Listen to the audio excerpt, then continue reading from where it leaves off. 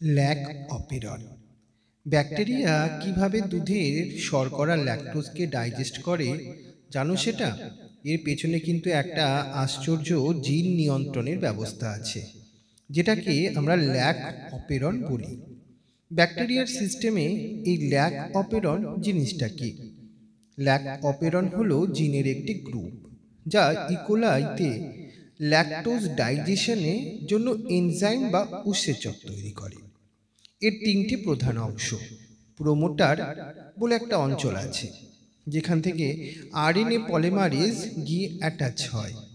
Operator বলে একটা অংশ আছে, একটি সুইচ বলতে পারো এটা, যা জিনকে অন অফ করতে সহায়তা করে।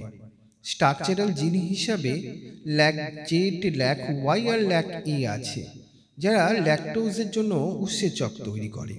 ল্যাকোপেরন কিভাবে কাজ করে? যখন ব্যাকটেরিয়া ল্যাকটোজ যখন খাদ্য হিসাবে পায়, ল্যাক অপেরন অন হয় আর ল্যাকটোজ না থাকলে অফ হয়ে যায়। যখন ল্যাকটোজ নেই, রিপ্রেসার প্রোটিন অপারেটরে গিয়ে বসে আর জিন বন্ধ করে দেয় তার কাজ। যখন ল্যাকটোজ আসে তখন রিপ্রেসার প্রোটিনটা নিষ্ক্রিয় হয়ে যায়, ফলে জিন চালু থাকে এবং ল্যাকটেজের জন্য উৎসেচক তৈরি হয়। ল্যাকোপেরন প্রথম আবিষ্কৃত জিন রেগুলেটর সিস্টেম।